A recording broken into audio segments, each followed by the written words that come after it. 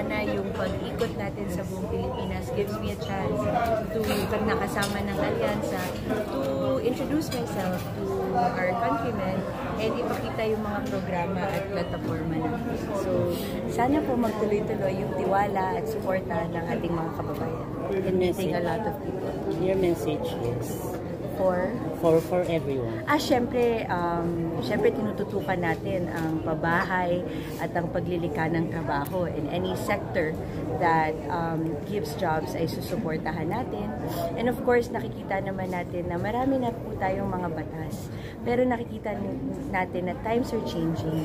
So, we need to incorporate the innovations in the changes in our laws. And dapat pwedeng may mga lumang problema na. Katulad ng, ayun nga, kakulangan ng trabaho, pagtaas ng presyo ng mga bilihin. Pero baka malagyan na natin ng bagong mga solusyon at bagong action. Close kayo sa showbiz or show business. Ano yung nakikita mo na pwedeng ma-contribute ni Camille Villar as a senator? Of course, one of my pegs for the Philippine showbiz industry is probably the Korean entertainment industry because you can see na talagang it's very famous worldwide. It's very successful worldwide. So we should really give incentives for movie producers, show producers, para mas dumami yung mga material natin. Dapat mabigyan niya ng incentives. And then, syempre, yung mga workers natin in that industry should also be given support in the same manner that we support the different sectors.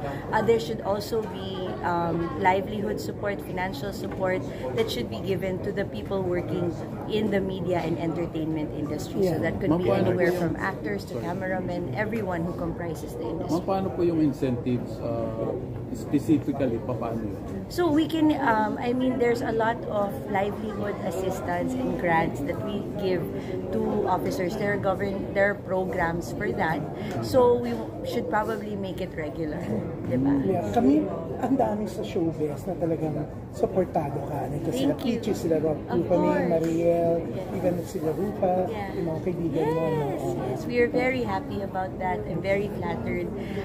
Nag-ask ka ng tulong from them o sila mismo yung nagpresenta na? Sila talaga yung nagpipresenta kasi syempre nahihiya naman ako and yung friendship naman namin lasts beyond politics or business or anything like that.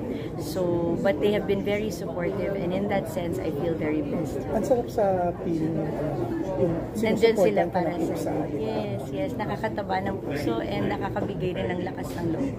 Touching yung interview sa'yo nito. Yes. Medyo emotional ka rin doon. Oo nga hindi ko nga sabi ko ano ba yun, mag-iiyakan tayo.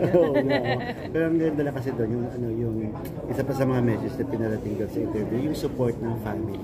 Oh yes. So mas lalo kayong naging close ba? Of course. Specifically your dad? We have always been close naman, but in every sort of trial or every big journey for any of us, talagang all out yung pamilya namin. So, talagang ngayon na medyo mabigat ang laban, talagang nakikita mo. And I guess that's what family is really for.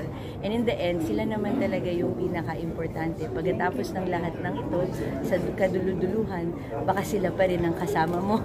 Diba? Pero congrats na, kasi lalong lumalakas ka sa survey. So, sana.